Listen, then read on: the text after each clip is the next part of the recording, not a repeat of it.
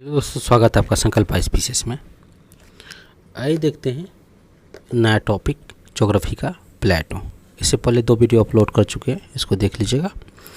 ये geography NCERT geography है और ज्योग्राफी का क्या कौन सा पार्ट है? फिजिकल ज्योग्राफी है। तो आप लोग थोड़ा सा अच्छे से चैनल के साथ बने रहिए, देखिएगा और बहुत हर एक एग्जाम में काम होने वाला है। फिजिकल ज्योग्राफी एक बार अच्छे से पढ़ लीजिए, बहुत इंपॉर्टेंट है। सारा कुछ की जानिएगा कि कौन सा टर्मिनोलॉजी क्या है, कैसा क्या चीज़ है, सब कुछ। आइए शुरुआत करते हैं। टॉपिक अगला प्लेटो। प्लेटो का मतलब होता है एलिवेटेड स्ट्रक्चर। वो फ्लैट टॉप होता है, उसको प्लेटो कहते हैं। जैसे कोई एलिवेटेड स्ट्रक्चर हुआ, मैदान हुआ, यहाँ पर उठा हुआ भाग दूर तक फैला है, थोड़ा सा उठा हुआ और ऊपर में फ्लैट हुआ, उसको प्लेटो कहते हैं। इसको प्लेटो कहते हैं। कोई मैदान का भाग उठा हुआ कॉनिकल शेप में, उसका हाइट 600 मीटर से ज़्यादा है, तो उसको माउंटेन कहते हैं। तो थोड़ा सा डिफरेंस याद देख लीजिएगा, याद रखिएगा। इसके बाद उसको टेबल लैंड भी कहा जाता है प्लेटो को। प्लेटो इकोनॉमिकली बहुत इंपॉर्टेंट होता है इसके क्योंकि इसमें बहुत सारा मिनरल पाया जाता है। Almost 40% of the total landform made of plateau. Total landform का 45% लैंडफॉर्म है जो प्लेटो से निर्माण हुआ है। टाइप ऑफ प्लेटो, कितना टाइप का प्लेटो है? टेक्टोनिक प्लेटो, वोल्केनिक प्लेटो, डिससेक्टेड प्लेटो, इंटरमोंट प्लेटो और पिटमेंट प्लेटो। टेक्टोनिक प्लेटो का निर्माण कैसे होता है? जब 2 टेक्टोनिक प्लेट कोलिजन होता है, उसके कारण जो प्लेट का निर्माण होता है उसको टेक्टोनिक प्लेट कहते हैं। इसको जैसे एग्जाम्पल में ईरानियन प्लेट हो गया। 2 टेक्टोनिक प्लेट आपस में भिड़ता है, आपस में भिड़ा तो जो लैंडफॉर्म उठ गया, उस लैंडफॉर्म में फ्लैट सरफेस का निर्माण हुआ है। ऐसे याद रखिए, कोलिजन के कारण माउंटेन का भी निर्माण होता है, जिसको फोल्ड माउंटेन कहते हैं।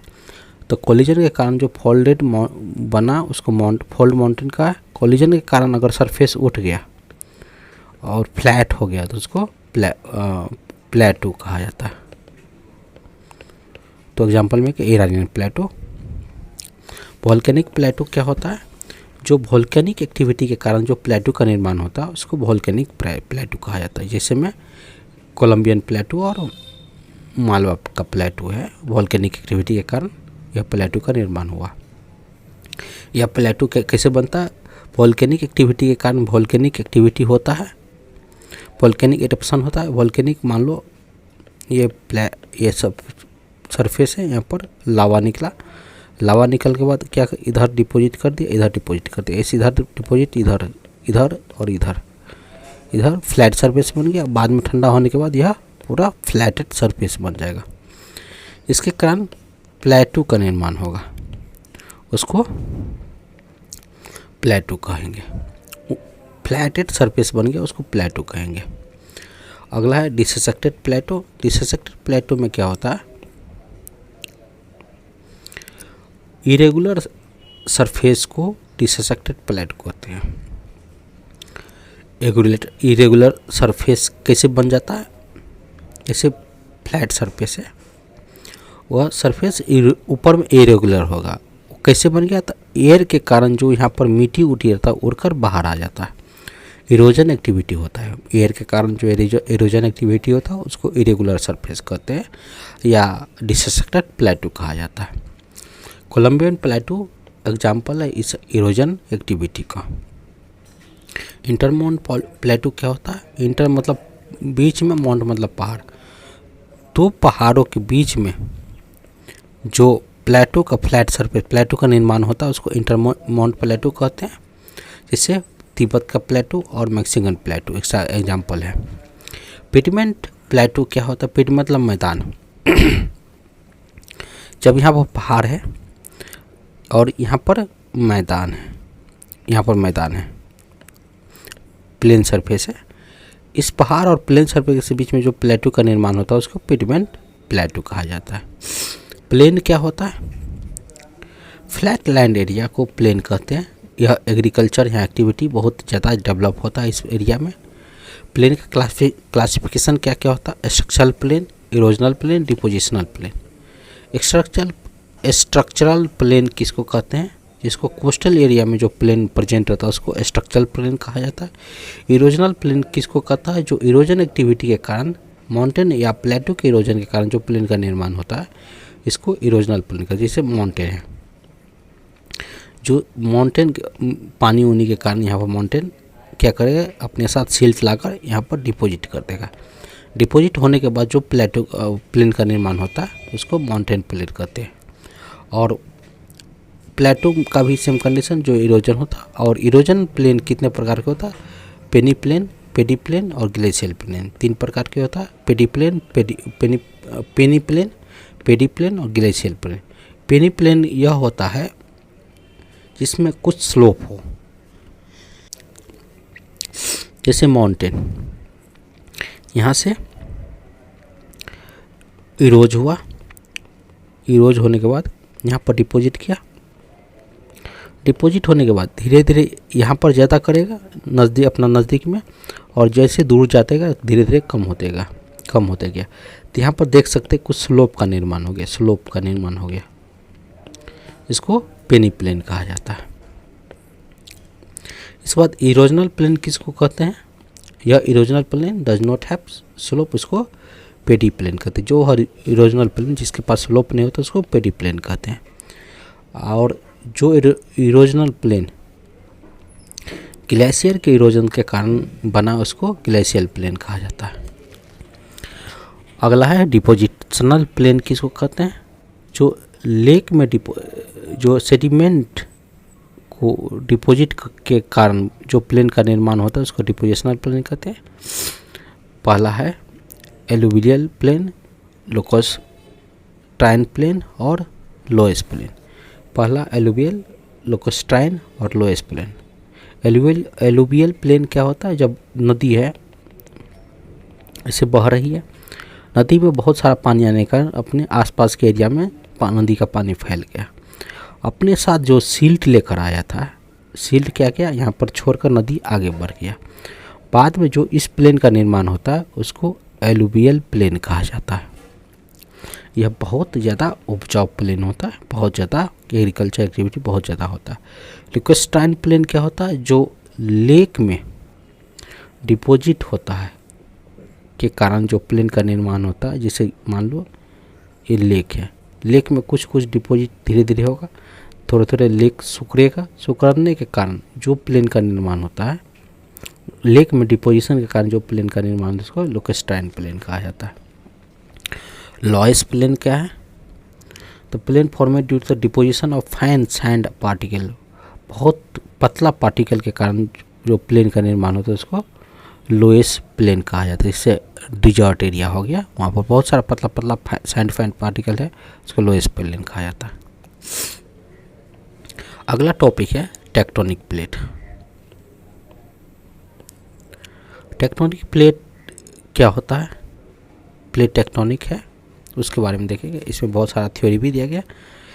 पहला है continental flow theory. Continental flow theory में किसके द्वारा दिया गया, एफ.बी. टेलर के द्वारा दिया गया। इस थ्योरी में क्या होता है, इस थ्योरी के अनुसार लैंड मास डिवाइड किया गया 2 पार्ट में। ये नॉर्थन पार्ट हो गया, ये लॉरेशिया है और ये साउथर्न पार्ट है, गोंडवाना है। 2 पार्ट में लैंड फॉर्म का निर्माण हुआ, नॉर्थन और साउथर्न। नॉर्थन पार्ट में लॉरेशिया हो गया और साउथर्न पार्ट में गोंडवाना लैंड हो गया। यहीं पर लिखा हुआ, नॉर्थन पार्ट को लॉरेशिया कहा जाता है, साउथर्न पार्ट को गोंडवाना लैंड कहा जाता है। तो land mass were in motion, और लैंड मास क्या रहता है, दोनों मोशन में, मतलब एक दूसरे मोशन में रहता है। ये नॉर्थ की ओर मूव करता है या साउथ की ओर मूव करता है। और मोशन किसके कारण होता है, टाइडल फोर्स ऑफ मून के कारण मौसम ये होता है, मोशन ये रिस्पॉन्सिबल होता है। अगला थ्योरी है कॉन्टिनेंटल ड्रिफ्ट थ्योरी। पहले माना जाता था कि पूरा लैंड मास एक जगह है, उसको पेंजिया कहा जाता था, और लैंड मास के चारों साइड पानी था, उसको पैंथालासा कहा जाता है, उसको वाटर बॉडी है। बाद में क्या हुआ कि बीच से दोनों ब्रेक हो गया, ये ऊपर की ओर गया, ये नीचे की ओर, मतलब साउथ की ओर गया, नॉर्थ की ओर गया। साउथ की ओर किया। तो साउथ की ओर जो मूव किया उसको लोरेशिया कहा गया था, और नॉर्थ की ओर मूव किया उसको गोंडवाना लैंड या इसको अंगारा लैंड भी कहा गया था। और बीच में जो मूव करने के बाद जो खाली जगह बच गया उसमें पानी आ गया, उसको तेथीस सागर कहा गया था, सी कहा गया था। यह थ्योरी किसके द्वारा, वेगनर के द्वारा थ्योरी दिया गया। बीपीएससी में कई बार क्वेश्चन पूछा हुआ है, याद रखिएगा कि कॉन्टिनेंटल ड्रिफ्ट थ्योरी किसके द्वारा गया, वेगनर के द्वारा। इस थ्योरी के अनुसार पूरा लैंड मास एक जगह कंसंट्रेटेड था, एक जगह था, और बाद में उसको पेंजिया कहा जाता था। बाद में कुछ फोर्स के कारण पेंजिया डिसेंट्रीगेट हो गया, टूट गया, 2 पार्ट बन गया। इसको अंगारा लैंड और गोंडवाना लैंड में बट गया। अंगारा लैंड जो नॉर्थ साइड पार्ट है, गोंडवाना लैंड साउथ पार्ट है। इसके बाद क्या है, वेगनर के अनुसार tidal force of moon and rotational of earth दोनों इसके रिस्पॉन्सिबल है।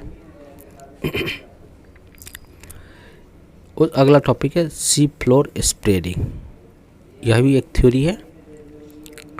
This theory was given by Harry हास। यह थ्योरी हैरी हास के द्वारा दिया। अकॉर्डिंग दिस थ्योरी, इस थ्योरी के अनुसार सी फ्लोर स्प्रेड हुआ है। उसके बाद देखते हैं प्लेट टेक्टोनिक। प्लेट टेक्टोनिक में देखते कोई रेगुलर शेप प्लेट है,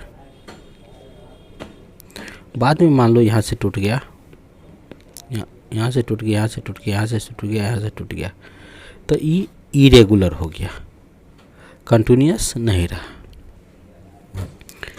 lithosphere is not continuous but fragmentation eight many place. Fragmentation हो गया मतलब टूट गया, बिखर गया बहुत जगह से। इसको टेक्टोनिक प्लेट कहा जाता है। जो प्लेट टूटा इसको टेक्टोनिक प्लेट कहा जाता है। टेक्टोनिक प्लेट बनने का रीज़न बहुत सारा है। पहला क्या है कि जब प्लेट है, ये मान लो प्लेट है, इसके अंदर मोल्टेन रॉक रहा था, इसको मैग्मा कहा जाता है। जहाँ पर प्लेट का कमज़ोर हिस्सा रहेगा वहाँ से क्या होगा, मैग्मा बाहर आएगा तो क्या करेगा, इस प्लेट को तोड़ देगा, प्लेट को तोड़ देगा। ये टूटा हुआ प्लेट, इसको टेक्टोनिक प्लेट कहते हैं। इसको टेक्टोनिक प्लेट कहेंगे, इसको टेक्टोनिक प्लेट कहेंगे, इसको टेक्टोनिक प्लेट कहेंगे। तो यहीं पर लिखा हुआ यही चीज़ है। अगला रीजन है टेक्टोनिक प्लेट बनने का रीजन क्या है, earth crust. Asthenosphere is present below the earth sphere.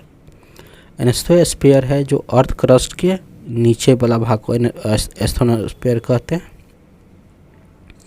इसमें क्या रहता है, मोल्टेन रॉक, जिसको बाद में मैग्मा भी कहा जाता है। और वह मैग्मा क्या करता है, exert force on crust, force मतलब अर्थ क्रस्ट पर फोर्स लगाता है बाहर निकलने के लिए, और यह इसी कारण है, मतलब ये प्लेट टेक्टोनिक का निर्माण होता है। मतलब यही चीज़ है, यही चीज़ अर्थ प्लेट है, फ्लैटेड सरफेस प्लेट अर्थ प्लेट है। मोल्टेन रॉक क्या है, अर्थ प्लेट को तोड़कर बाहर निकलता, तोड़ने के बाद यह बट गया, बटने के बाद इसको प्लेट टेक्टोनिक कहा गया। अगला रीजन है एस्थोनोस्फीयर रीजन बनने का रीजन क्या है। यहाँ पर बहुत सारा थ्योरी जो एक्सप्लेन किया एस्थोनोस्फीयर बनने का। पहला थ्योरी है फ्रिक्शनल थ्योरी। अगला थ्योरी फ्रिक्शनल थ्योरी, मतलब एस्थोनोस्फीयर बनने का। एस्थोनोस्फीयर मतलब मोल्टेन रॉक, अंदर में मैग्मा बनने का। क्या होता है फ्रिक्शनल थ्योरी में, ये कोर हो गया, मेंटल हो गया, क्रस्ट हो गया।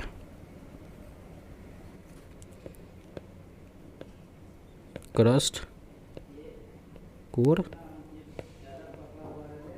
मेंटल। इसमें क्या होता है कि अर्थ रोटेट भी करता है और आपस में ये सब भी रोटेट करता है। कोर भी रोटेट करता है, मेंटल भी रोटेट करता है, सारा का डिफरेंट स्पीड में। तो क्या होगा कि दोनों एक दूसरे के बीच में घर्षण बल लगता है, फ्रिक्शनल फोर्स लगता है। तो यहाँ पर क्या होगा, हीट जनरेट होगा। हीट जनरेट होने के बाद रॉक क्या होगा, मेल्ट होगा। रॉक मेल्ट होने के बाद यहाँ पर मैग्मा बन जाएगा, इसको कहा जाता है मोल्टेन रॉक। इसमें इसको फ्रिक्शनल थ्योरी के कारण यह स्टेनोस्फीयर का निर्माण हुआ था। रेडियो एक्टिविटी थ्योरी क्या होता है? यहाँ पर माना बिलीव किया जाता है कि अर्थ के नीचे कुछ रेडियो एक्टिविटी सब्सटेंस होगा, इसके कारण यहाँ पर हीट जनरेट होता है, हीट के कारण यहाँ पर मैग्मा बनता है, इसको स्टेनोस्फीयर बनता है। यह लिक्विड स्टेज में होता है। हॉट स्पॉट क्या होता है? अगला टॉपिक हॉट स्पॉट। ऐसा कहा जाता है कि अर्थ प्लेट के नीचे जो रेडियो एक्टिविटी सब्सटेंस होता है हॉट स्पॉट कहा जाता है, बहुत गहरी में रहता है। वहाँ से जो मोल्टेन रॉक पिघलने के बाद वह ड्रिफ्ट किया, बहा एक दूसरी डायरेक्शन में। जहाँ प्लेट कमज़ोर पड़ा वहाँ से बाहर निकल गया। बाहर निकलने के बाद क्या होता है? उसको कहा जाता है मैग्मा प्लूम। और जो यह मैग्मा एक जगह से हॉट डायरेक्शन से कोल्ड डायरेक्शन की ओर बहा, उसको कन्वेंशनल करंट मैग्मा कहा जाता है। तो क्या होता है कन्वेंशनल करंट मैग्मा? तब magma flow from hot region to cold region form में conventional current magma.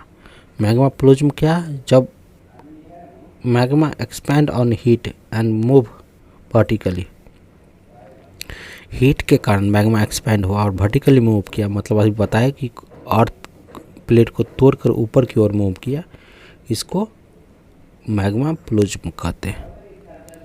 When magma move upward direction in the exert force on the earth crust, as consequence earth crust got disintegrate from tectonic plate। ये concept आपको बता दिए हैं पूरा।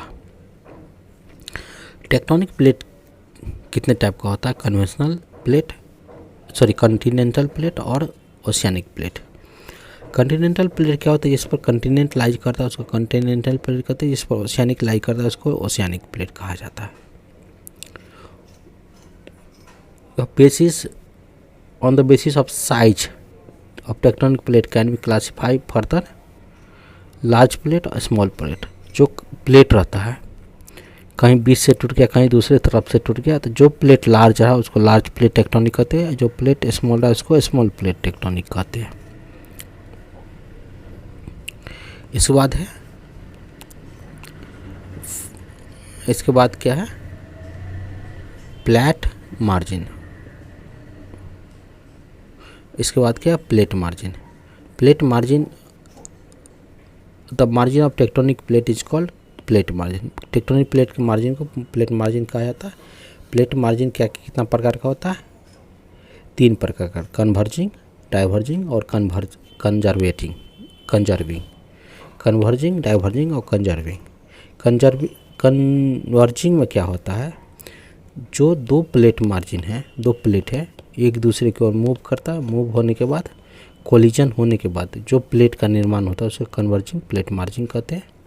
Diverging में जो 2 plate margin एक दूसरे से दूर जाता है, दूर जाने के बाद जो लावा रहता है अंदर का बाहर निकल जाता है, बाहर होने के बाद यह